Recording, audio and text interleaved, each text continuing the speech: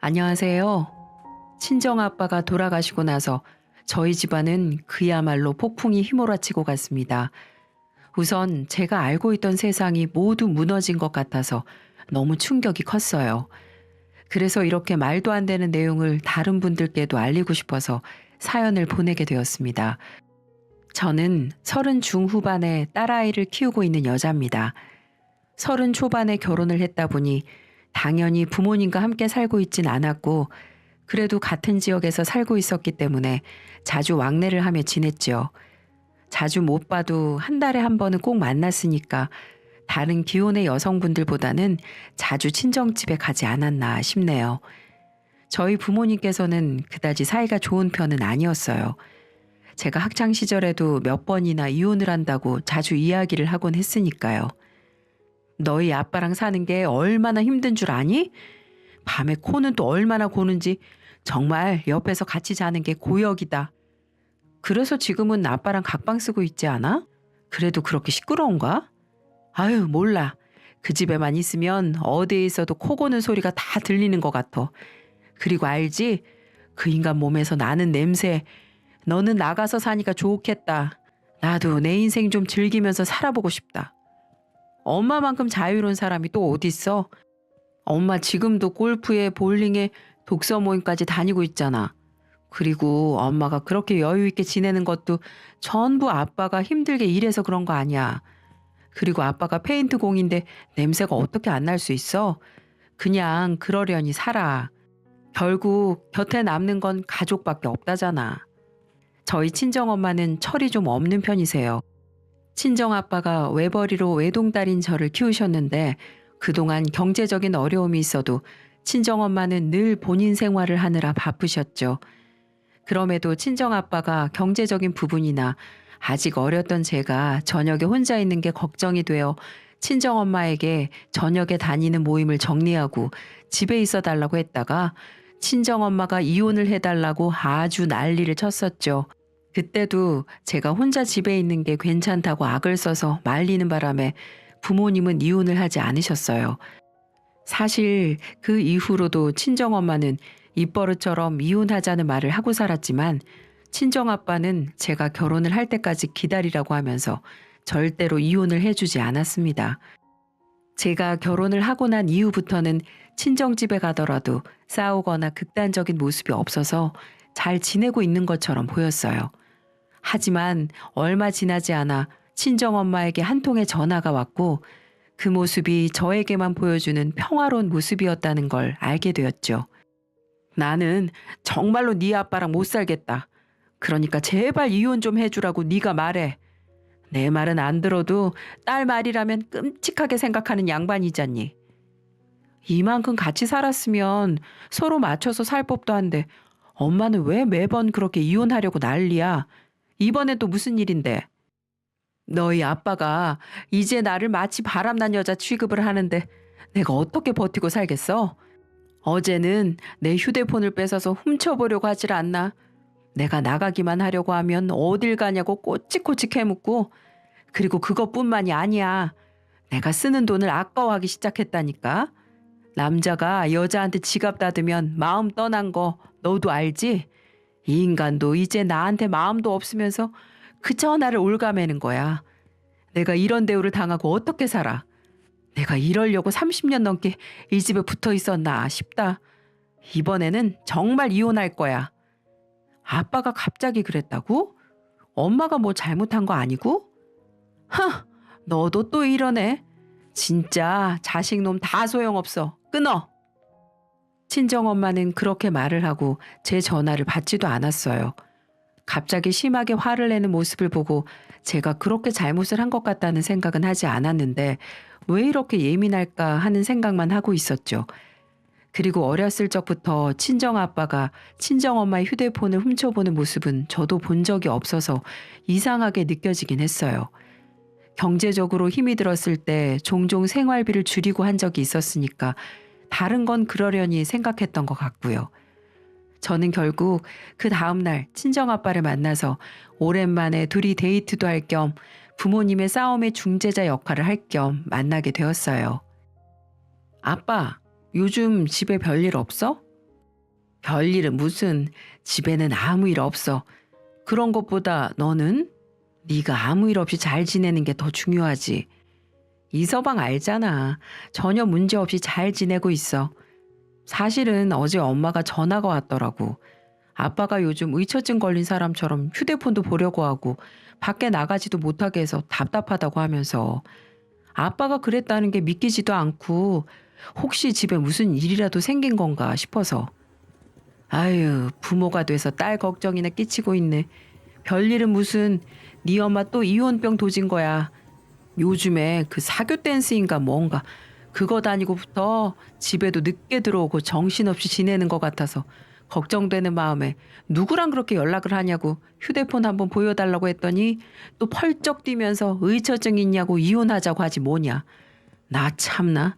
왜 그렇게 이혼을 못해서 안달인지 모르겠다. 근데 아빠는 왜 그렇게 엄마랑 이혼을 안 해주는 거야? 이제 나도 결혼했고 두 분 다 각자 편하게 살면 되잖아. 결혼했다고 끝이 아니야.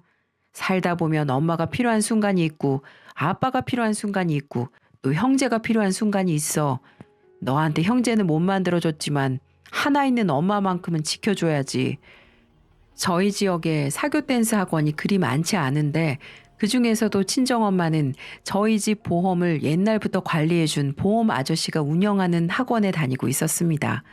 친정아빠가 별일 아니라고 해서 저도 작은 해프닝이라고 생각했어요.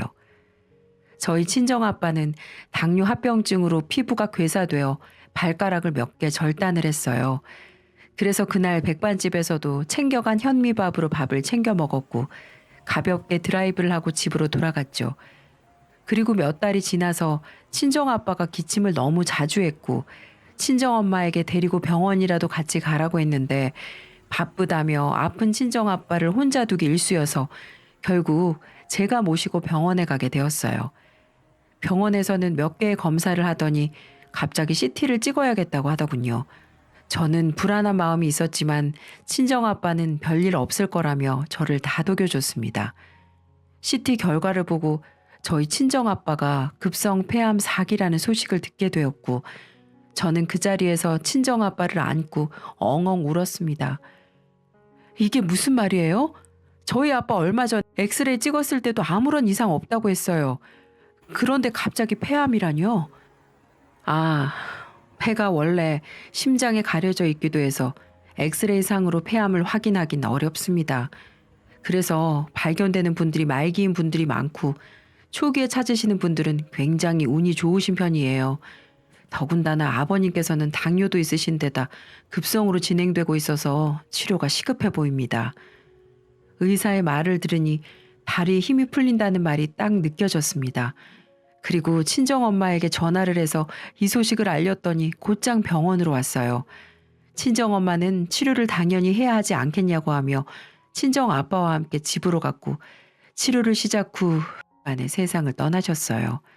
친정아빠의 장례식을 마치고 며칠 뒤 저는 혼자 지내실 친정엄마가 걱정이 되어 집으로 가게 되었는데 문 밖에서부터 흥겨운 노랫소리가 들리고 있었습니다. 비밀번호를 누르고 조용히 문을 열어서 보니 친정엄마와 한 남자가 신나는 음악에 맞춰서 춤판을 벌리고 있었어요. 제가 들어온 것조차 모르고 있는 것 같았습니다. 엄마, 지금 뭐 하는 거야? 저기요, 누구신데 남의 집에서 이러고 있으세요?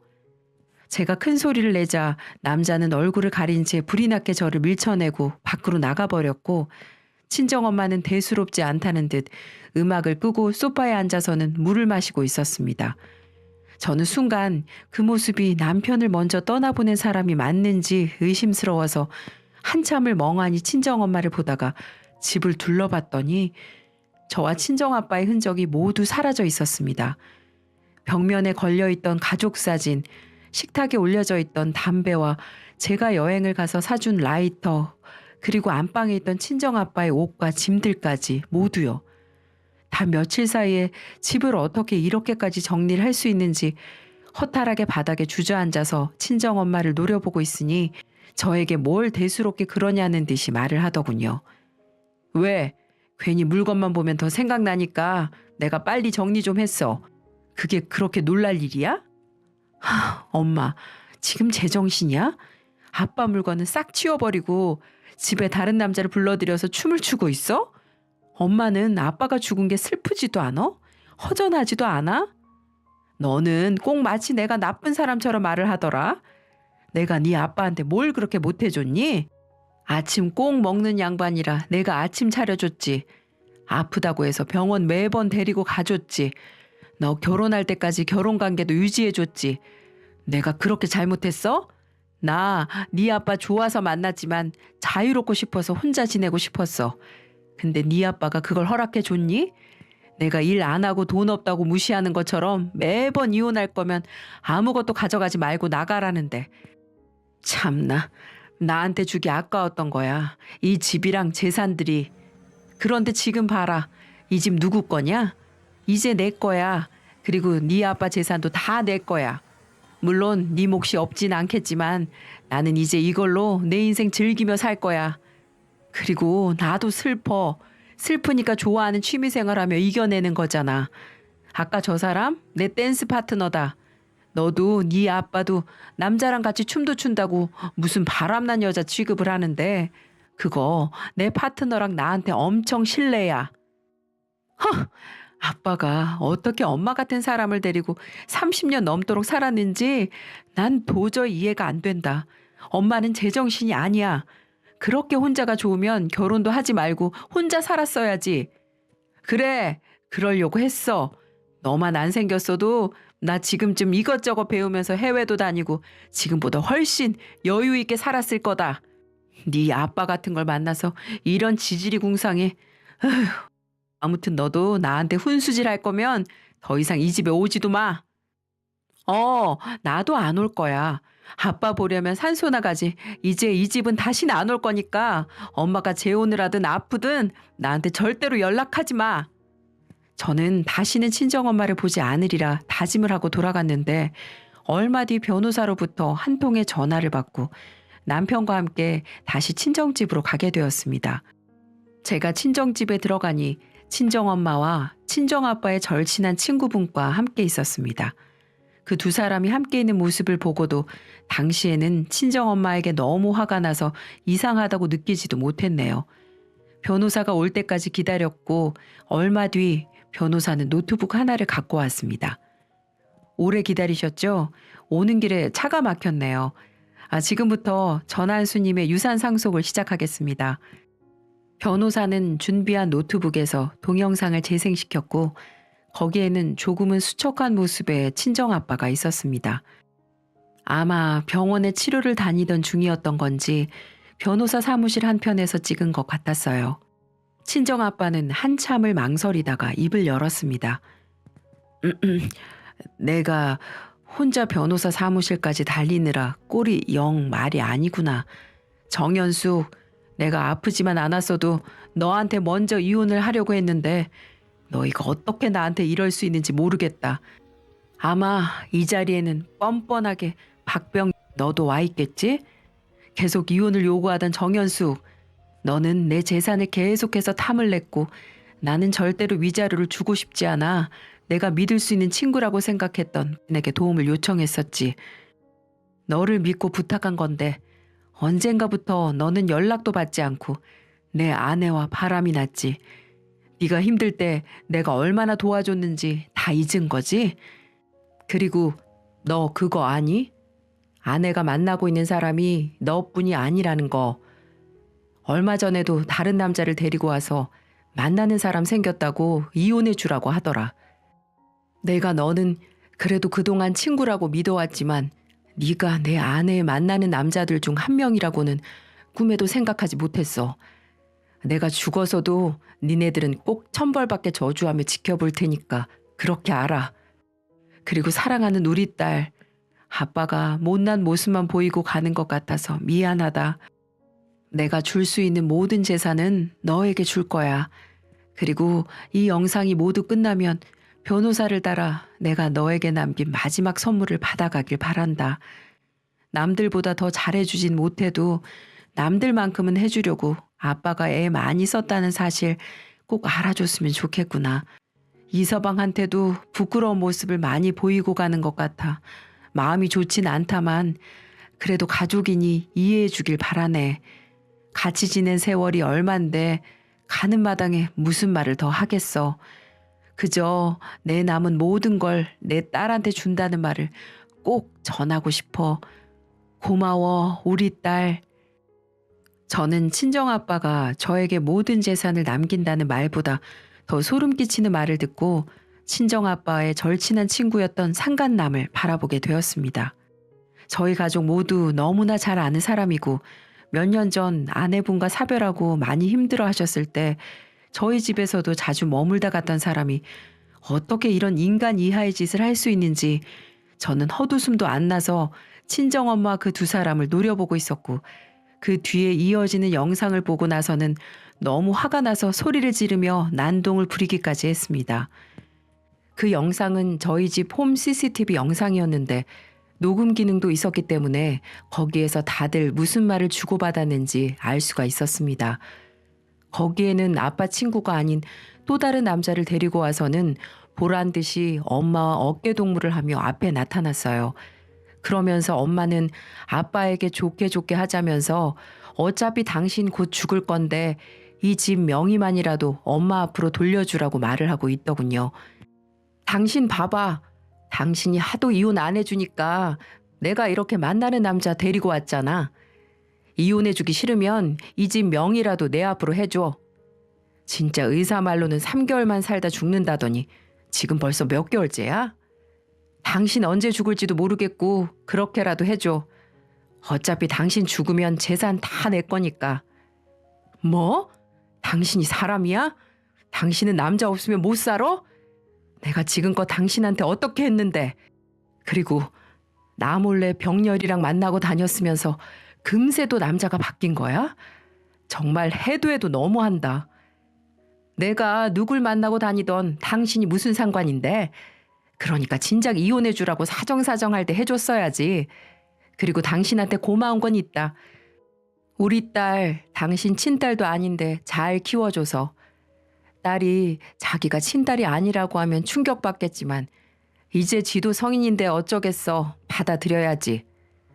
정말 당신은 인생 자체가 쓰레기다. 딸한테는 내가 따로 얘기할 거니까 건들지 마. 당신 머릿속엔 대체 뭐가 들어서 남편 앞에 두고 다른 남자 데리고 와서 내게 이렇게 모욕을 주는지 모르겠는데 두고 봐. 당신 뜻대로 되진 않을 거니까. 그 영상을 본 후 변호사는 제게 아빠가 남긴 또 다른 영상을 보여줬습니다.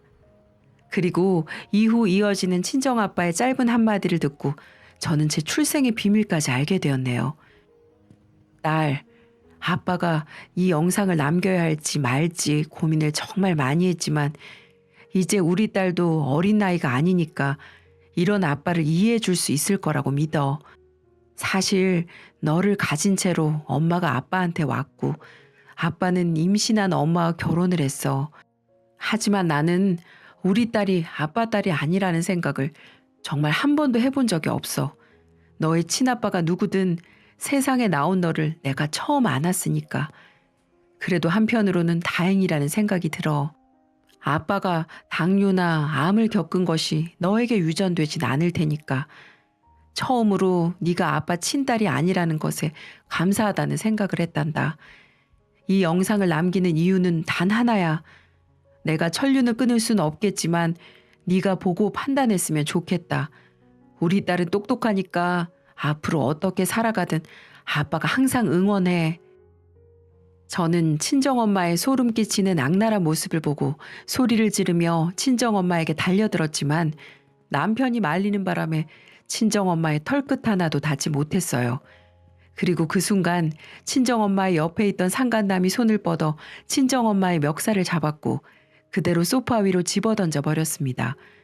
큰 소리에 모두 놀라 쳐다보니 친정엄마는 목을 잡고 컥컥거리기 시작했고 이내 그 상간남을 향해 싹싹 빌기 시작하더군요. 친정 아빠한테는 그렇게 콧대 놓고 기고만장하게 굴더니 저 남자가 뭐라고 친정엄마가 무릎까지 꿇는지 너무 허탈하더라고요. 내가 지금 여기서 뭐 하는 건지 모르겠네. 이제야 정신이 번쩍 들어. 내가 그동안 뭐에 홀렸나 모르겠네. 그래, 한수가 매번 너 남자 만나는 것 때문에 이야기했는데 그걸 내가 왜 잊고 있었지? 너 지금 나 말고 몇 놈이나 더 만나고 있어? 저 따위로 행실을 해놓고 너 나 아프면 나한테도 저러겠네? 너 한수 병간호 하나는 잘하고 있다며 죄책감 들어서 마지막 가는 길은 편하게 해준다며 그렇게 한수 위하는 척하더니 결국 나 말고 다른 놈이랑 한수 보는 앞에서 저 더러운 짓거리를 하고 있었니? 내가 잠시 크게 미쳤던 것 같다. 나중에 죽어서 한수 얼굴 어떻게 보냐? 아니야. 저거 정말 그이가 나 욕먹이려고 일부러 만든 거야. 저게 말이 돼? 저게 인간이 할 짓은 아니잖아. 잠시나마 너랑 재혼까지 생각한 내 잘못이지. 다시는 연락하지 마. 그렇게 말하고 그 망할 상간남은 자리를 떠나버렸습니다. 뻔뻔하게도 죽어서 친정아빠를 만날 생각을 하는 것조차 기가 막혔고 친정엄마는 바닥에 쓰러진 채 울더니 저에게 기어와서는 저 영상이 거짓말이라고 이야기를 하더군요. 그 말을 듣고 변호사는 저에게 종이 한 장을 줬는데 그 종이는 친정아빠의 혈액 검사서 종이었습니다. 평생을 O형으로 알고 있었던 친정아빠가 사실은 O형이 아니라 B형이더군요. 그 종이를 받아들고는 정말 가슴이 찢어질 것 같아서 그 자리에서 펑펑 울었네요. 아빠는 나한테 계속 친아빠인 척 하려고 한평생을 혈액형까지 속이며 살아왔던 거야? 우리 가족 전부 O형이라고 내가 신나서 말할 때마다 우리 아빠는 무슨 생각을 했을까? 엄마는 그런 생각 해본 적 없어? 우리 아빠 정말 너무 불쌍하다. 무슨 배짱이도 아니고 매번 놀기만 하는 엄마 먹여 살리랴 나 키우느라 본인은 낚싯대 하나 갖고 주말에 여기저기 다니는 취미밖에 없었네. 물고기도 못 낚으면서 낚시터에서 아빠는 무슨 생각을 했을지 상상도 안 가. 아빠가 왜 저 영상 남겼는지 이제야 알겠네. 미련 갖지 말고 엄마한테 정 떼라는 것 같아. 그렇게 엄마 인생 즐기고 싶다고 했지? 죽을 때까지 혼자서 잘 놀다 가. 엄마는 결혼한 적도 딸도 없으니까. 지혜야, 너까지 왜 이래? 저거 영상 거짓말이라니까. 그리고 이 종이는 진짜겠니? 아유, 저 인간은 왜 끝까지 골탕을 먹일까? 안 그래? 그만하자, 지혜야. 이서방, 우리 지혜 좀 데리고 집으로 가줘. 저는 제 다리를 잡는 친정엄마를 모질게 뿌리치고 남편과 함께 집으로 돌아갔고 곧 친정아빠의 재산을 상속받게 되었습니다. 사실 친정엄마에게 정말 단 한 푼도 주고 싶지 않았는데 친정엄마가 소송을 하게 되면 원래 친정엄마가 받아야 할 몫의 절반이라도 가져갈 수 있다고 하더라고요. 친정아빠는 여기까지 알고 있었던 것 같았어요. 나중에 따로 변호사 사무실에 찾아가서 친정아빠가 제 앞으로 남긴 작은 녹음기 하나를 가져왔고 저는 그 녹음기의 녹음본 하나 때문에 상속받은 재산을 2배 넘게 불리게 되었습니다.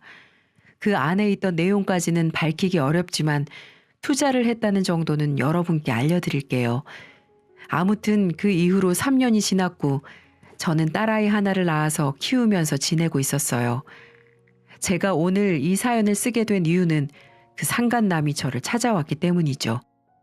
그 남자는 저에게 오더니 친정엄마가 받아간 재산의 반에 해당하는 금액을 저에게 주면서 사죄를 했어요. 친정아빠에게 받은 고마운 일들이 수도 없이 많은데 사탕 발린 말에 넘어가서 몹쓸 짓을 했다고 하면서요.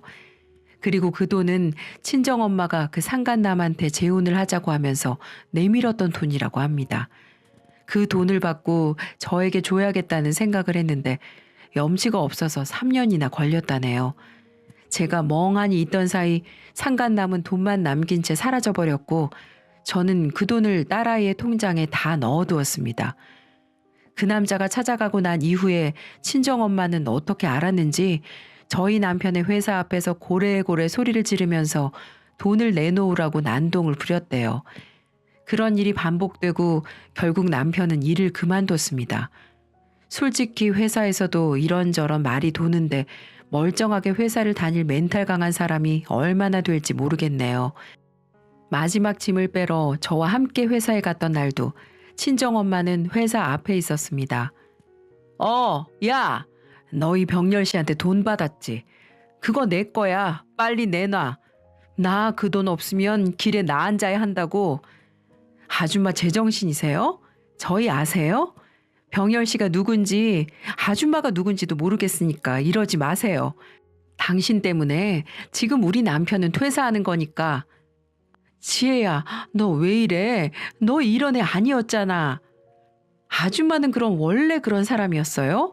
앞으로 보지 말고 나중에 장례식에도 부르지 마세요. 저는 갑니다. 제가 그렇게 말하고 돌아서니 친정엄마는 바닥에 주저앉아서 욕을 하며 소리를 지르고 난리였어요. 본인 손으로 돈 한 번 벌어본 적 없는 친정엄마가 어떻게 살지는 모르겠지만 구멍난 티셔츠에 냄새나는 옷만 봐도 어떻게 살지는 뻔한 것 같습니다. 그새 사기도 많이 당한 것 같던데 제발 앞으로 볼 일이 없었으면 좋겠어요. 그리고 이 글을 마지막으로 저는 개명을 하고 새로운 인생을 살 예정입니다. 친정엄마가 지어준 지혜라는 이름은 버리고 친정아빠가 남겨준 성만 갖고 새 인생을 살아갈 거예요.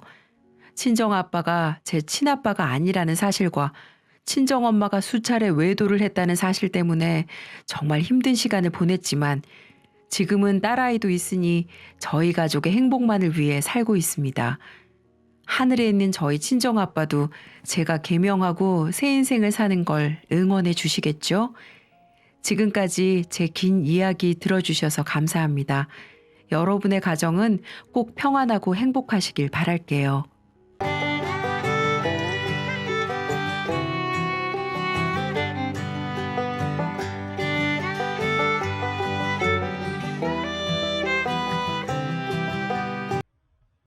안녕하세요. 저는 30대란 어린 나이에 참 지독하게도 힘든 시간들을 보낸 한 주부입니다. 이 세상에 많은 여자들이 그렇겠지만 저 역시 고부 갈등으로 인해 정말 힘든 시간을 보냈어요. 그동안 몸만 힘들었다면 버틸만 했겠지만 저는 이 모든 과정 중에서 몸과 마음 전부가 다 힘들었습니다. 그래서 우울증까지 올 뻔하고 모든 시간들을 다 포기하고 싶을 만큼 어려운 나날들의 연속이었는데요. 지금은 시간이 흘러서 어느 정도는 아무렇지 않은 감정으로 저의 힘든 시절의 이야기를 말할 수 있게 되었습니다. 처음에는 생각만 해도 머리가 지끈거리고 대인기피증이 오려고 할 만큼 힘들었기에 제 속에 꽁꽁 감춰두고 있었는데요. 하지만 이제는 진짜로 괜찮다는 걸 옆에서 걱정하고 있는 남편에게 확인을 시켜주고 싶어서 저의 이야기를 조심스럽게 꺼내보려고 합니다. 우선 저는 많은 시어머니들이 선호하는 교사 며느리였어요. 대학교 때 남편을 만났는데 제가 교사가 되기 전까지 항상 저를 아껴주고 뒤에서 열렬히 응원해주는 사람이었습니다. 그런 사람이었기에 결혼을 안 한다는 건 저의 인생에 있어 다시는 없을 인연을 놓치게 되는 것과 같아서 교사가 되고 얼마 안 돼 결혼을 하게 되었죠. 원래는 임용과 함께 바로 결혼식을 올리고 싶었지만 그렇게 되면 학교 쪽에서도 별로 좋아하지 않기 때문에 저는 1년 정도 교사 생활을 하다가 식을 올리게 되었어요. 그것도 제 기준에서는 좀 빠른 편이었지만 그래도 나이가 있었기 때문에 더 지체할 수 없어 과감하게 결혼을 진행하게 되었답니다. 저희는 오래 연애를 하긴 했지만 서로의 부모님께 정식으로 소개를 시켜준 적은 없었어요. 그래서 결혼 전에 정식으로 인사를 드리는데 시어머니께서 저를 그렇게 예뻐해 주시더라고요. 세상에 경사났네 경사났어. 우리 집안에 교사 며느리가 웬 말이야. 게다가 영어 선생님이면 얼마나 똑똑하겠냐고. 아이고 우리 복덩이 고마워 아가 우리 집으로 시집 와줘서. 아니에요 어머님. 재현 씨가 저 교사 시험 볼 때 옆에서 많이 응원해주고 도와줘서 가능할 수 있었어요. 오히려 제가 재현 씨한테 고마울 따름인걸요.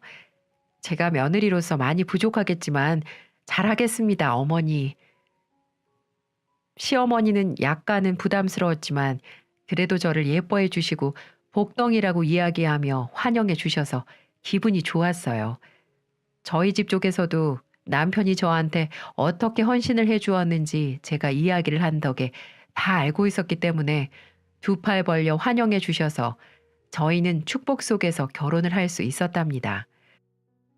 근데 사실 개인적으로 완전히 만족스러운 결혼을 한 건 아니었어요. 사랑하는 남자친구와 결혼을 해서 부부가 된 건 정말 행복하고 만족스러웠지만 사실 결혼을 하면서 시댁과 합가를 하게 되었거든요. 저희 남편 쪽은 시아버지가 안 계셨어요. 저와 결혼을 하기 몇 해 전 병으로 돌아가셨고 시어머니 혼자서 남편과 둘이서 지내고 있었죠.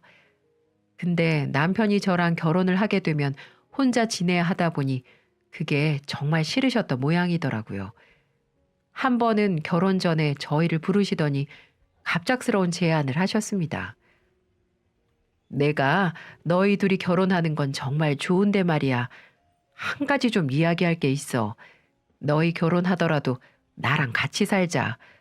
어차피 내가 죽으면 니네가 다 가지고 가겠지만 그래도 지금은 너희 둘이 집 구하는 것도 힘들다는 거 잘 알고 있어. 그래서 말인데 내가 가지고 있는 돈과 지금 살고 있는 집 팔면 5억은 나올 게다. 이거 전부 다 해서 보태줄 테니까 좋은 집 사서 셋이서 같이 살자꾸나. 만약에 돈이 부족하면 대출로 메꾸면 되고. 시어머니는 저희에게 좋은 집을 하나 사줄 테니 셋이서 같이 살자고 요구를 하셨어요.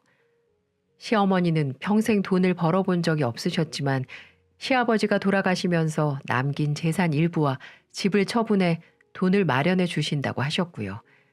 그리고 그걸 가지고 저희에게 합가를 요청하신 거죠. 근데 솔직히 말해서 세상 어느 누가 시어머니랑 같이 살고 싶겠어요. 그것만큼 불편한 게 없잖아요. 하지만 몇 해 전 시아버지도 먼저 보내시고 그나마 아들과 함께 지내면서 외로움을 달래셨는데 이제는 아들마저 나가버리면 더 적적하시긴 할 것 같아 고민을 하게 되더라고요. 게다가 그냥 오신다는 것도 아니고 5억 원이나 들여서 좋은 집까지 구해주신다고 하니 마음이 흔들렸던 게 사실입니다. 그래서 저희 부모님이나 남자친구와 얘기를 해서 결국 같이 살기로 합의를 봤습니다. 어머님, 그래도 평생 모으신 돈인데 집장만 하는데 보태주셔도 괜찮겠어요? 솔직히 죄송한 마음이 커요. 안 그래도 되시는데. 아니다. 네 시애비 죽고 아들까지 장가 보낼 생각을 하니 외로워서 그래. 혼자 지내는 것보다 셋이서 함께 지내는 게 낫지 않겠니? 네가 부담스럽다면 어쩔 수 없다마는 괜찮다면 같이 살고 싶구나. 나는 다른 시애미들처럼 시집살이 같은 건 시킬 마음 추워도 없으니까 걱정 말고. 요즘 세상이 어떤 세상인데 며느리들에게 시집살이를 시키니. 그러니 우리 셋이서 오순도순 잘 살아보자꾸나. 앞으로 이 시애미로 생각하지 말고 니네 친정 엄마처럼 엄마라고 생각하고. 아, 네, 알겠습니다. 시어머니는 합가하기 전까지는 본인은 시집살이 같은 건 절대 안 시킨다면서 저를 안심시키셨어요. 그리고 혹시라도 제 마음이 변할까봐 백화점 명품 매장에 가서 500만 원짜리 좋은 가방도 하나 사주시더라고요. 우리 며느리에게 정말 잘 어울릴 것 같아서 하나 샀다. 한번 어서 매봐. 아이고 예뻐라. 연예인 같아. 나랑 앞으로 쇼핑도 많이 하고 인생을 즐기면서 살자꾸나. 난 그거면 돼. 이렇게 가방을 사오시면서 제 마음을 훔치기도 하셨습니다. 정말 그때까진 시어머니가 정말 좋으신 분이라 생각했고 며느리를 끔찍이 아끼는 분이라 생각했습니다. 앞으로의 불행이 서서히 다가올 줄은 꿈에도 몰랐을 정도로 말이죠. 그렇게 들뜬 마음을 품고 결혼 생활을 시작하게 되었고 처음에는 행복한 결혼 생활을 시작할 수 있었습니다. 처음부터 교사 며느리라며 저를 예뻐해 주셨던 시어머니는 제가 부담스러울 정도로 저한테 잘해 주시더라고요.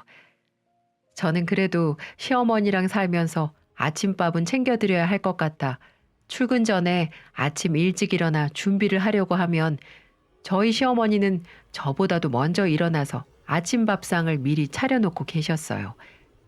그래서 처음에 제가 놀란 나머지 어머니 언제 일어나셨어요? 아우 죄송해요. 제가 먼저 일어나서 차렸어야 했는데 내일부터는 더 일찍 일어나 볼게요. 라고 말씀을 드렸었죠. 그때 어머님이 이러시더라고요. 됐어. 나오기는 뭘 나와.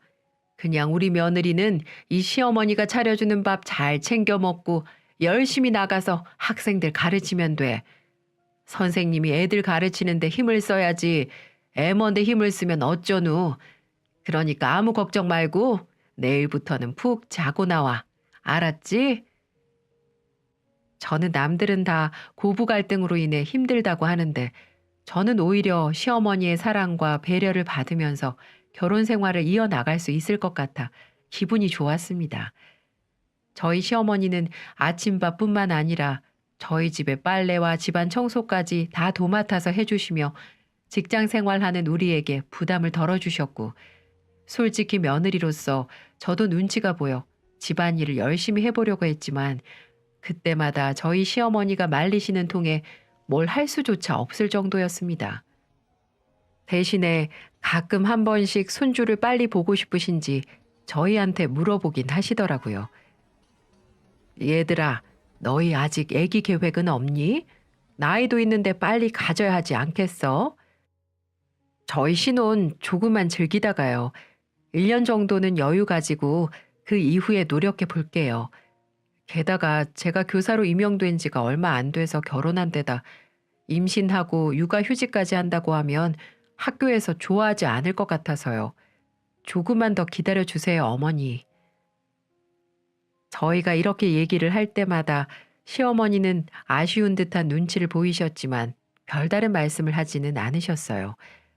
근데 시어머니가 이렇게까지 아기를 기다리는 데는 이유가 있었습니다. 원래 어머니에게 저희 남편 말고 아들이 더 하나 있었다고 해요. 공부도 잘하고 정말 씩씩한 둘째 아들이었는데 군대를 다녀와서 그만 교통사고로 세상을 떠나고 말았다고 하더군요. 그 슬픔에 빠져나올 때까지 오랜 시간이 걸렸다고 했습니다. 그 얘기를 하시면서 눈물을 흘리시는데 너무 마음이 아프더군요. 그래서 어머님은 되도록 남편이 좀 더 많은 아들을 낳아서 어머니의 절차를 밟지 않았으면 하는 바람이셨던 것 같습니다. 하지만 1년이 지난 이후부터는 조금씩 부담을 주기 시작하시더군요.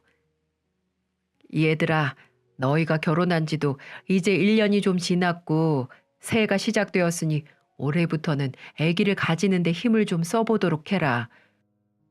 나도 이제 나이가 들어 늙어가고 있고 손주 보고 싶어 죽겠다. 그러니 올해는 이 애미 소원을 좀 들어줘. 네, 어머니. 안 그래도 저희 올해부터는 조금씩 노력해 보려고요.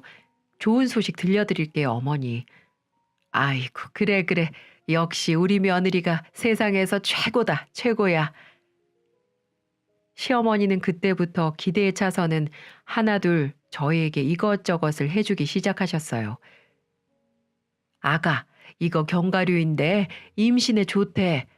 그러니까 아까워하지 말고 학교에다가 가져다 놓고 수시로 챙겨 먹어. 알았지? 이 시애미가 꼬박꼬박 챙겨줄 테니까. 아, 네, 어머님 감사해요. 처음에는 감사한 마음으로 받아서 먹었습니다. 그리고 이해를 했죠. 얼마나 손주가 보고 싶으면 이렇게까지 하실까. 근데 점점 더 심해지더라고요. 아가, 커피는 임신에 안 좋대. 앞으로는 커피는 마시지 마라. 내가 양파즙 하나 짜올 테니까 앞으로 그것 먹어. 네? 어머니, 저 양파즙은 냄새가 나서 잘 못 먹어요. 제가 커피 줄이고 잘 챙겨볼게요. 아니, 너는 다 커가지고 또 이런 걸 투정을 부리니. 그럼 두유랑 포도즙 해줄 테니까 커피 끊어라. 알았지? 시어머니의 간섭은 점점 더 심해져만 갔습니다. 제가 회를 정말 좋아하는데 시어머니는 임신에 안 좋다는 이유만으로 회나 삼겹살, 밀가루가 들어간 음식들을 못 먹게 하셨고 식탁에도 늘 임신에 좋다는 음식만 해서 올려놓으셨어요. 한 번은 제게 임신 가능성이 높은 날짜를 물어보시더라고요. 그래서 저는 15일에서 20일 사이라고 말씀을 드렸더니 그날에 딱 맞춰서 갑자기 외식을 하자고 하는 겁니다. 얘들아, 내가 오늘 좋은 데 알아놨다. 가서 몸보신 좀 하고 오자꾸나. 네? 어디요? 가보면 알아. 요즘 우리 아들이 부실한 것 같아서 이 애미가 특별히 알아본 곳이지. 어서 서둘러. 거기는 줄 서서 먹는 데야. 그렇게 말씀을 하시며 저희를 거의 끌고 가다시피 하더군요. 그리고 도착한 곳은 유명한 장어집이었습니다. 장어가 남자한테 좋다는 건 알고 있었지만 이렇게 대놓고 데리고 오실 줄은 몰랐어요. 자, 어서 먹어. 장어 비싼 거 알지? 내가 특별히 사준 거니 얼마든지 먹어도 좋다. 특히 우리 아들 어서 팍팍 먹어. 어머니는 남편 앞으로 고기를 굽자마자 건네주기 바쁘시더군요. 내 친구 중에 한 명도 사위가 있는데 이 장어 매일 먹였더니 글쎄 쌍둥이를 임신했다더라. 그렇게 부부간에 궁합이 좋대. 그래서 데려온 거야. 오늘 우리 며느리 너 임신 가능성이 높은 날이라며. 그러니까 이거 많이들 먹고 오늘 밤 즐거운 밤 보내야 한다. 이렇게 말씀을 하시는데 민망해서 죽는 줄 알았습니다. 그래도 나쁜 뜻은 아니니 그 자리에서는 네네 하고 넘어갔습니다. 하지만 제 인내가 폭발한 사건이 그날 밤 일어나고 말았어요. 세상에 안녕히 주무시라고 말을 하고 남편과 함께 안방으로 가 침대에 누웠는데 이상하게 그날따라 쎄한 느낌이 들더라고요. 거실에서 자꾸 무슨 소리가 들리는 것 같기도 하고요. 내가 잘못 생각하는 거겠지 하고 넘어가려고 했지만 안 좋은 예감은 떠나가질 않았습니다. 남편은 시어머니가 당부한 대로 역할에 충실하려 했지만 저는 받아주지 않았어요. 그리고 조용히 안방문을 열었더니 제 예감이 틀리지 않았다는 걸 바로 알아차릴 수가 있었죠. 정말 충격적이게도 시어머니가 안방문 앞에서 귀를 대고 저희를 지켜보고 있었던 겁니다. 어머, 어머님, 지금 여기서 뭐 하시는 거예요? 아니, 뭐 하나 해서 그냥. 어머님은 제가 화들짝 놀라며 문을 열자 말을 얼버무리더군요. 저보다 더 깜짝 놀라신 듯 했습니다. 어머님, 저희도 개인 사생활이라는 게 있다고요. 여기서 이러시면 어떡하세요? 아무리 한 집에 산다지만 정말 너무하신 거 아니세요? 라고 따졌습니다. 그러자 예, 말이 너무 심한 거 아니니? 내가 너네 뭘 한 걸 봤니? 잠깐 들여다본 것밖에 없다고 했잖아. 내가 비싼 장어 사줬잖니. 그래서 내가 부탁한 거 하나 안 하나 잠깐 확인하려고 했을 뿐이야. 오해하지 마라. 어머니, 그게 저한테는 얼마나 수치스러운 행동인 줄 모르세요? 아무튼 정말 실망이에요. 한 번만 더 이런 모습 보이시면 저 어머니하고 한 집에서 못 살아요. 저는 이렇게 단호하게 말을 했습니다. 여러분, 이게 정말 말이 되는 소리인가요? 아무리 손주를 원하셔도 그렇지 정말 어처구니가 없었어요. 그러다 보니 그날 이후부터 신경이 쓰여서 남편과 한 입을 덮고 못 자겠더라고요. 그 사건 때문에 시어머니와의 갈등이 시작되는 계기가 되었습니다. 점점 어머님과의 말수는 줄어들기 시작했고 서로 눈치를 보며 생활해야만 했습니다. 하지만 어머니는 아이만큼은 포기를 모르시는 분이셨어요. 그날 이후에도 한참 동안 아이가 생기지 않으니까 어머니는 이제 대놓고 저한테 짜증을 내기 시작하더군요. 내가 몸에 문제가 있지 않냐면서 말이죠. 아니 얘, 니네가 벌써 노력하겠다고 한 것도 2년이 지났는데 왜 도대체 애 소식이 없는 거냐? 노력을 하고 있기는 한 거야? 이러니 내가 간섭을 안 할 수가 없지. 너 혹시 몸에 병이라도 있는 거 아니야? 그렇지 않고서야 이렇게 임신이 안 된다니. 어머니, 병이라뇨. 말이 좀 지나치신 거 아니에요? 노력해도 안 되는 걸 어떡하냔 말이에요. 나 참, 그렇게 임신에 좋다는 걸 다 대령을 했는데도 애가 안 생기니. 내일 너 나랑 병원 좀 가보자. 병원은 남편이랑 가볼게, 어머니. 안 그래도 저희도 한번 가보려고 했어요. 아니, 너네는 여태 병원도 안 가보고 뭐 했어? 내가 가자고 안 했으면 가볼 생각도 안 했겠지. 내가 겨우 병원 가보자고 하니까 이제야 가보겠다고 하는 거 아니야. 됐고, 나랑 가보자. 네 남편은 영업하러 여기저기 뛰어다니느라 바쁜데 언제 또 가겠어? 내일 당장 나랑 가자. 처음으로 저에게 완강한 태도를 보이시는 어머니로 인해 저는 남편이랑 가겠다고 더 말씀을 드릴 수가 없었어요. 게다가 남편도 가자고 말은 했지만 실제로 너무 바빠서 일을 빼기 어려운 상황이었죠. 그래서 어쩔 수 없이 저는 시어머니와 함께 병원을 가야만 했습니다. 다음 날 저는 퇴근하자마자 곧바로 병원으로 갔고 병원에서는 내게 아무 이상이 없다고 했습니다. 계획만 잘 세우면 예쁜 아이를 언제든지 낳을 수 있다고 했어요. 시어머니는 그 얘기를 들으면서 참 희한하네. 그럼 도대체 왜 그런 거야? 저주받은 몸인가? 아유, 집안에 여자가 잘 들어와야 번창한다더니 옛말 틀린 거 하나 없어. 안 되겠다. 내가 용한 점집 알아볼 테니까 조만간에 거기 한번 가보자꾸나. 부적 하나 받아와서 노력해 보자고. 뭐라도 시도해봐야 나중에 후회를 안 하지. 전 싫은데요. 뭐? 너 뭐라고 했니? 싫다고요. 제가 왜 그런 데 가서 부적을 받아와야 되는데요. 가실 거면 혼자 가세요. 그리고 강요 좀 하지 마세요. 어머니 때문에 스트레스 쌓여서 아이가 생기다가 말겠어요. 정말 모르시겠어요? 얘 또 시애미한테 말 함부로 한다. 도대체 교사라는 여자가 이렇게 어른을 공경할 줄 모르고 예의범절이 없니? 너한테 교육받은 애들이 불쌍하다. 그리고 우리 아들은 건강한 거 너도 알지 않니? 너도 이상이 없고 우리 아들도 이상이 없으면 도대체 뭐가 문제라는 거야? 난 우리 집안의 대가 끊길까 봐 걱정인데 넌 아주 팔자 좋게 얘기한다. 됐다. 나 먼저 가마.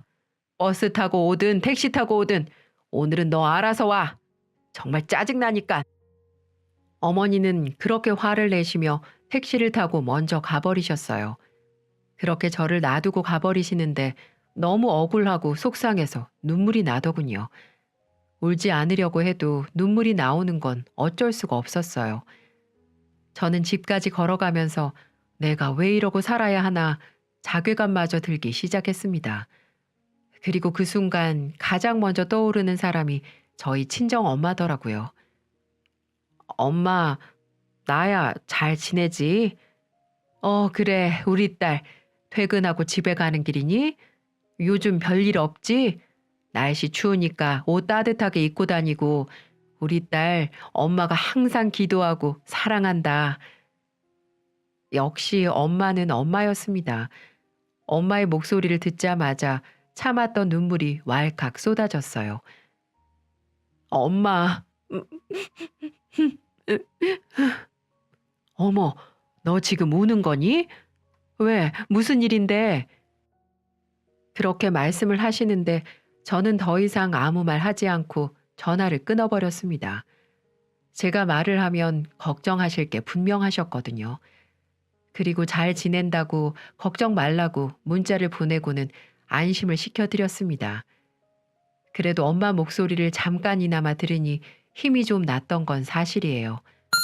나를 위해 항상 기도해주고 응원해주는 엄마가 있다는 사실이 제겐 큰 힘이 됐거든요. 그래서 다시 힘을 내보기로 했습니다. 시어머니와의 갈등도 어떻게든 풀어서 다시 좋게 지내보자는 마음도 들었고요.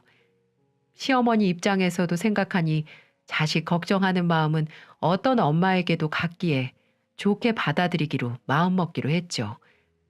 하지만 그런 제 마음을 몰라주시는 건지 어머님은 이제 점점 도가 지나쳐지기 시작했어요. 시간이 조금씩 지나니 어머님은 남편에 대한 집착증이 점점 심해지기 시작했어요. 남편은 그 시기에서는 저와 어머님의 갈등이 생길 때면 누구 하나 편을 들어주지 않고 중간에 위치해서 항상 서 있었는데 그게 못마땅했는지 언젠가부터는 제게 아들을 뺏겼다는 생각을 하신 것 같아 보였습니다. 저는 한 번씩 남편과 둘이서 바람을 쐬러 드라이브를 가기도 했었는데 어느 날부턴지 자꾸 따라온다고 하셔서 저희 데이트를 방해하셨고 어느 날은 주말에 친정에 갔다가 집에 온 적이 있었는데 세상에 안방 침대에서 남편이 낮잠을 자고 있을 때 제가 있어야 할 그 자리에서 자고 계신 겁니다. 이것뿐만이 아니었어요.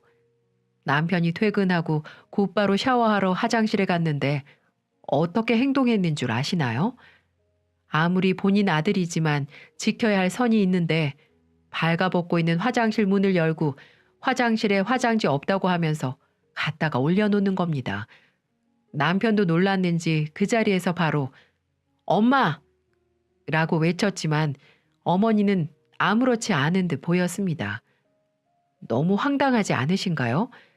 그러면서 내가 엄마인데 뭐가 창피해. 별걸 다 신경 쓴다. 하시며 뻔뻔하게 나오시는데 놀라움을 금치 못하겠더군요. 그리고 저와 남편이 어디라도 갈 때면 남편에게 전화해 어디니 아들. 식당에서 밥을 먹고 있으면 어디 식당이야? 엄마 갈까? 영화라도 보고 있으면 엄마도 영화 보고 싶은데. 이렇게 말을 하시는데 정말 소름이 끼치더군요. 제발 그러지 말라고 타일러도 보고 부탁도 드렸지만 바뀌시는 게 없었습니다. 그때부터 저는 도저히 안 되겠다 싶어 남편에게 분가를 요구했지만 남편은 조금만 시간을 달라고 하며 저를 피하려고 하더군요. 전 그때 느꼈습니다. 왜 시부모들이랑 합가하면 안 되는지 저만 뼈저리게 느꼈어요. 정말 불편한 게 한두 가지가 아니었습니다. 시어머니의 남편에 대한 남다른 사랑에 임신까지 스트레스 주는데 제가 이러려고 결혼을 했나 이런 생각마저 들더라고요. 정말 머리를 감으면 스트레스로 인해 머리카락이 많이 빠질 정도로 힘들었던 시간이었네요. 그때 제 나이가 33살쯤 되었는데 이제는 어머님은 30살이 넘어 내가 노산이 일찍 온 것 같다면서 남편과 함께 시험관을 준비하라고 말을 하더군요. 예, 자연 임신이 안 되면 시험관이라도 해. 벌써 몇 년째니? 다른 며느리들은 하나둘 순풍순풍 애 낳으면서 손주 보여주는 효도들을 잘만 한다던데. 너는 아주 그냥 나이 먹어 시집 와가지고 이리저리 온갖 핑계는 다 대더니만 결국은 여태 애를 못 가지고 말이야. 어디다 써먹냐고, 어디다가. 어머니, 임신 준비하면서 3년 이상 걸리는 부부들도 많이 있대요. 그리고 시험관도 생각은 해봤는데 그거 주사도 계속 맞아야 하고 많이 힘들다고 해서 조금 더 있다가 정 안 되면 생각해 보기로 했어요. 그러니까 조금만 더 기다려 주세요. 아니, 그깟 주사 맞는 게 뭐가 무섭다고? 이제 보니까 너 아예 애 가질 생각이 없는 거 아니야? 골반은 좁아 터져서 저거 들어올 때부터 내가 애는 낳을 수 있나 걱정스러웠는데 결국 이 사달이 나네. 이 사달이 나. 시어머니는 독서를 마구 내뿜으며 저를 비참하게 만드셨어요. 그리고 그날로부터 저를 완전히 며느리로 생각하지 않기로 하셨는지 온갖 시집살이를 시키기 시작하셨습니다. 예, 너는 지금 시간이 몇 시야? 내가 몇 년째 밥 해다 바쳤으면 이제는 너 알아서 할 때도 되지 않았어? 어디서 시어머니가 있는데 이 시간까지 퍼질러 쳐 자고 있어? 시어머니는 아침상을 차리지 않는 것부터 트집을 잡기 시작하셨습니다. 원래는 7시에 일어나 차려주신 밥을 먹고는 준비해서 출근을 했었는데 그날로부터 저는 새벽 6시부터 일어나 시어머니 밥상을 차려드려야 했어요. 그걸로 모자라 시어머니는 집안 청소까지 다 시켜대면서 본인은 손도 까딱하지 않기 시작하셨죠. 무엇보다 시어머니는 참 지독하게도 저를 몰아세우셨어요. 여자가 애를 못 낳는다는 건 쓸모가 없어졌다는 거야. 알어? 네가 우리 집에 들어온 것부터가 잘못됐어. 내가 한눈에 알아봤어야 했는데 속아 넘어가서는 이게 뭔 경우냐고 이게. 내가 저걸 며느리라고 들여서 아이고 머리야. 아이고 내 인생. 야, 너 그러지 말고 내 아들이랑 이혼해라. 우리 집 대를 다 끊어놓고 네가 감히 아직도 내 아들이랑 살 생각을 한다는 것 자체가 나는 너무 끔찍해. 시어머니는 아예 대놓고 이혼을 부추기셨어요. 대를 끊어놓고 집안을 말아먹는 년이라면서 온갖 막말을 하며 저를 괴롭혔죠.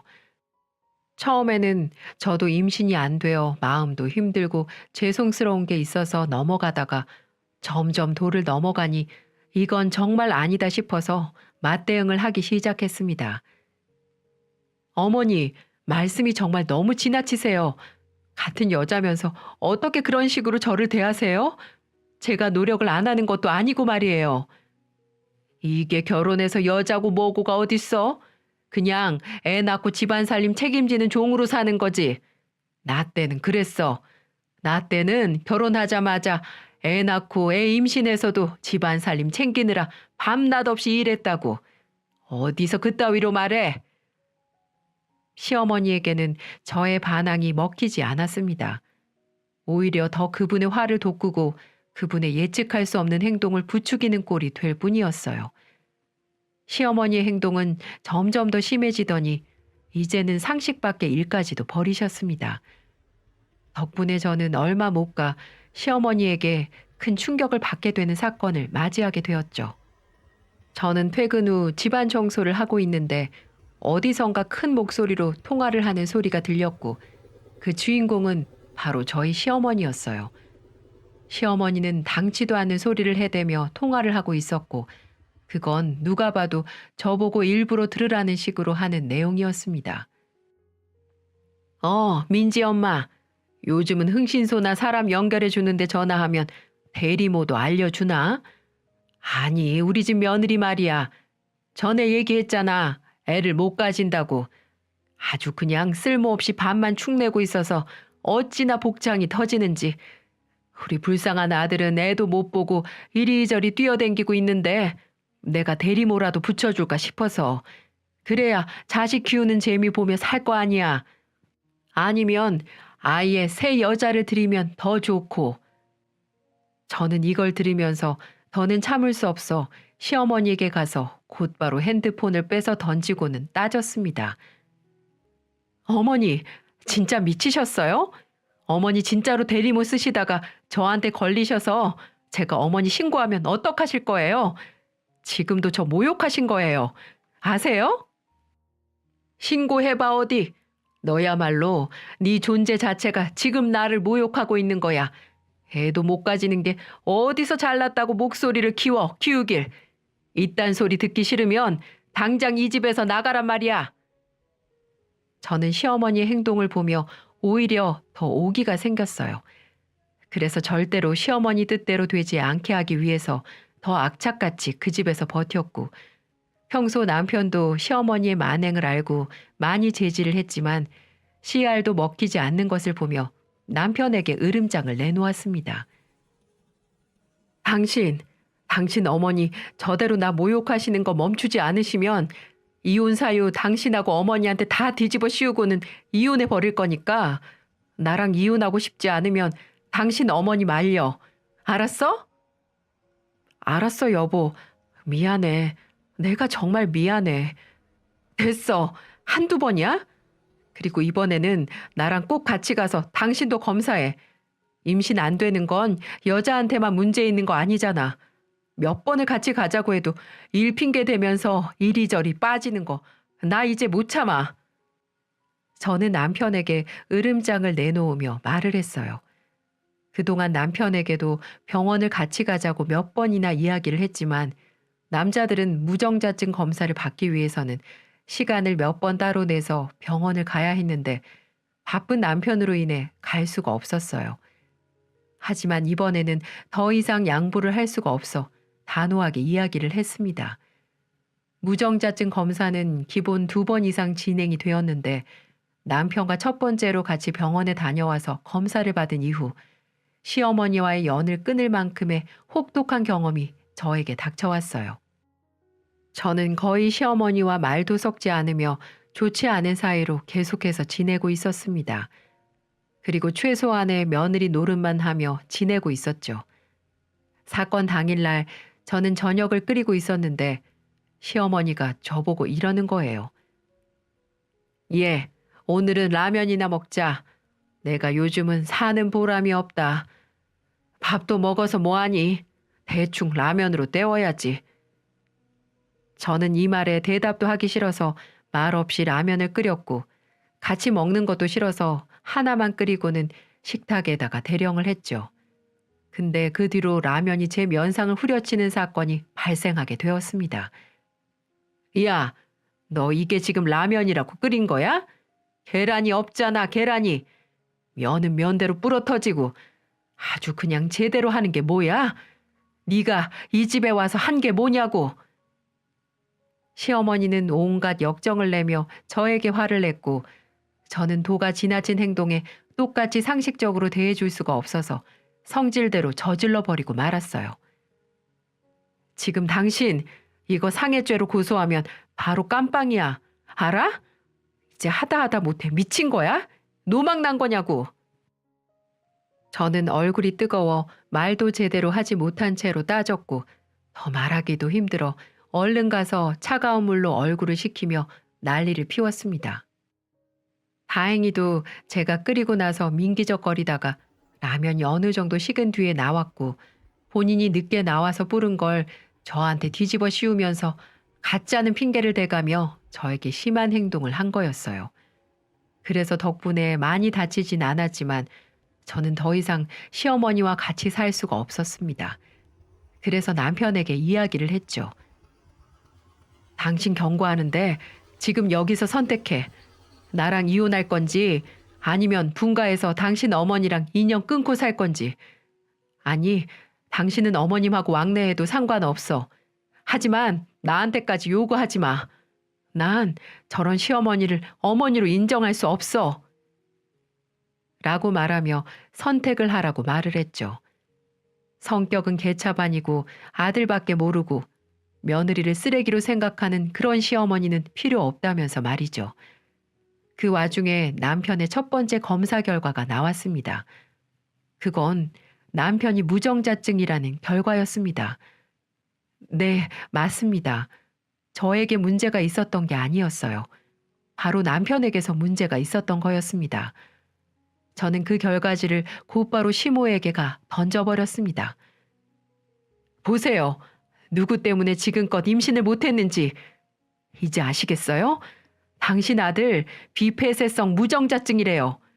우리 남자들 중에 5%밖에 안 되는 질환을 당신 아들이 가지고 있었다고요. 이제 어떻게 하실 건데요? 지금까지 제게 했던 행동들, 정신적인 스트레스 어떻게 감당하실 거예요?" 이게 뭐야? 말도 안 돼. 말도 안 된다고. 말이 안 되는 건 당신이세요. 자기 아들 귀한 거 알면 남의 자식 귀한 것도 아셨어야죠. 그렇게 울분을 토하며 말을 했더니 남편이 중간에서 나서 주더군요. "어머니, 더 이상 저희 어머니랑 살 수 없어요. 왜 자꾸 며느리를 괴롭히시는 건데요? 저도 중간에서 얼마나 입장이 난처한 줄 아세요? 애를 못 가지면 어때요? 우리만 행복하면 되는 거 아니에요?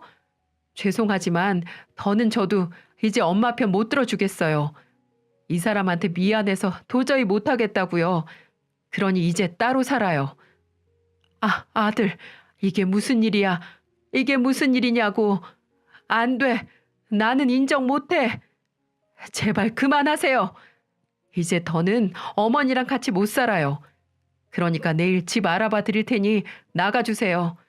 만약에 어머님이 안 가시면 어차피 이 집 어머님이 사준 거나 마찬가지니 어디 월세방이라도 구해서 저희가 나가 살게요. 정말 지긋지긋해요." "뭐? 나는 네 엄마야. 벌써 저 불려우 같은 것한테 넘어간 거냐? 피 한 방울 섞이지 않은 죄를 선택하겠다고? 난 인정할 수 없다. 시어머니는 역시나 때를 피웠고 인정할 수 없다며 난리를 폈어요. 그래서 저희는 한 번 더 검사를 했지만 결과는 변하지 않았습니다. 그래서 시어머니와의 분가를 강행하며 남편 보고 빨리 집을 알아보라고 하고는 집을 알아보기 시작했습니다. 어머님이 안 나가면 저희가 나갈 참이었거든요. 결국 우리는 모아온 돈이랑 집 대출을 받아 작은 집으로 이사를 해버렸어요. 어머님이 본인 돈으로 산 집인데 자기가 왜 나가냐며 버티셨거든요. 우리가 나가는 그날까지도 시어머니는 저에게 본인의 실수를 인정하지 않으며 저에게 욕을 퍼부어댔어요. 너 때문에 우리 아들이 이렇게 된 거야. 알아? 이게 다 너 때문이라고. 그래, 당신은 평생 그렇게 생각하며 혼자 살아. 어디 남 탓하면서 괴로운 마음으로 살아보라고. 저는 끝까지 말도 안 되는 억지를 부리는 시어머니에게 그렇게 한마디 쏘아붙이고는 시어머니를 외면한 채 그대로 나가버렸습니다. 그렇게 지금은 분가한 지 1년이 넘었네요. 지금은 시모의 잔소리, 말도 안 되는 집착증, 그놈의 임신 소리 안 들어서 얼마나 좋은지 몰라요. 남편도 제게 미안한지 그 이후부터는 시어머니의 시자도 꺼내지 않고 있습니다. 저 몰래 가끔 왕래를 하면서 지내고 있는 것 같더라고요. 저 때문에 모자 사이를 끊는 것도 웃긴 일이고 저는 그 부분에 대해서는 일체 신경 안 쓰기로 했습니다. 그리고 이번 설 명절에 제게 전화가 왔더군요. 얘야, 아무리 그래도 명절에는 와야 되지 않겠니? 1년에 한 번은 와서 밥이라도 같이 먹어야지. 이제 1년 정도 시간 지났으니 기분 좀 푸는 건 어때? 내가 그동안 미안했다. 니네 시아버지 죽고 둘째 아들마저 그렇게 죽고 나니 불안해서 그랬어. 지금 내가 살고 있는 집도 아직도 아들 명의잖니. 내가 공동 명의로 해주마. 그러니 다시 돌아와서 사는 게 어때? 이렇게 말씀을 하시더라고요. 그렇게 1년 전에는 욕을 해대며 죽일 듯이 달려드시더니 180도 달라지는 걸 보고 얼마나 웃기던지요. 그래서 저도 딱 한마디만 하고 전화를 끊어버렸어요.